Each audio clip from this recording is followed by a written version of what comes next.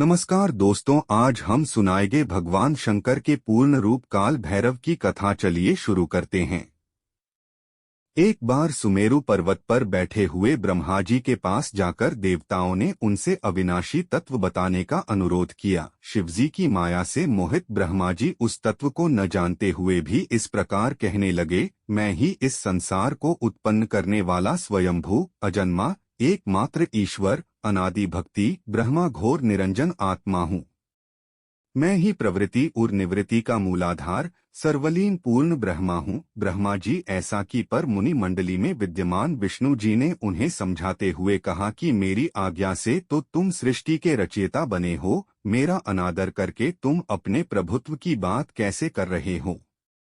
इस प्रकार ब्रह्मा और विष्णु अपना अपना प्रभुत्व स्थापित करने लगे और अपने पक्ष के समर्थन में शास्त्र वाक्य उद्धृत करने लगे। अंततः वेदों से पूछने का निर्णय हुआ तो स्वरूप धारण करके आए चारों वेदों ने क्रमशः अपना मत 6 इस प्रकार प्रकट किया। ऋग्वेद, जिसके भीतर समस्त भूत निहित हैं तथा जिससे सब कुछ प्रवक्त होता है और जिसे परमात्म कहा जाता है, वह एक रुद्र रूप ही है। यजुर्वेद, जिसके द्वारा हम वेद भी प्रमाणित होते हैं तथा जो ईश्वर के संपूर्ण यज्ञों तथा योगों से भजन किया जाता है, सबका दृष्टा वह एक शिव ही है।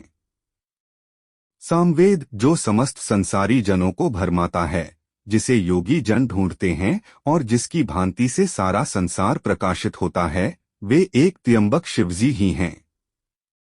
अथर्ववेद, जिसकी भक्ति से साक्षात्कार होता है और जो सब या सुख दुख अतीत अनादि ब्रह्म हैं, वे केवल एक शंकर जी ही हैं।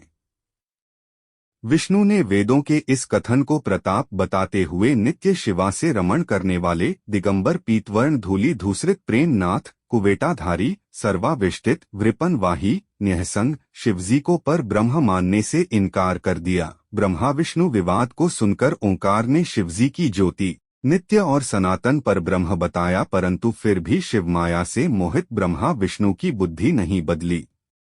उस समय उन दोनों के मध्य आदि अंत रहित एक ऐसी विशाल ज्योति प्रकट हुई कि उससे ब्रह्मा का पंचम सिर जलने लगा। इतने में त्रिशूलधारी नीलोहित शिव वहां प्रकट हुए तो अज्ञानतावश ब्रह्मा उन्हें अपना पुत्र समझकर अपनी शरण में आने को कहने लगे।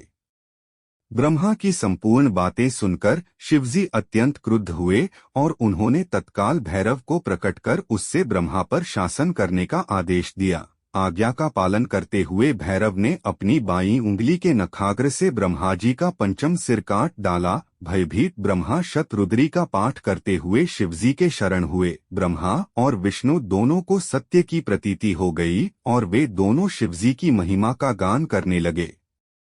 यह देखकर शिवजी शांत हुए और उन दोनों को अभयदान दिया। इसके उपरांत शिवजी ने उसके भीषण होने के कारण भैरव और काल को भी भयभीत करने वाला होने के कारण काल भैरव तथा भक्तों के पापों को तत्काल नष्ट करने वाला होने के कारण पाप भक्षक नाम देकर उसे काशीपुरी का अधिपति बना दिया। फिर कहा कि भैरव, तुम इन ब्रह्मा विष्णु को मानते हुए ब्रह्मा के कपाल को धारण करके इसी के आश्रय से भिक्षावृत्ति करते हुए वाराणसी में चले जाओ। वहां उस नगरी के प्रभाव से तुम ब्रह्म हत्या के पाप से मुक्त हो जाओगे। वीडियो अच्छी लगी है तो ऐसी ज्ञान की बैटन सुनने के लिए ज्ञान शॉप को सब्सक्राइब और लाइक करें।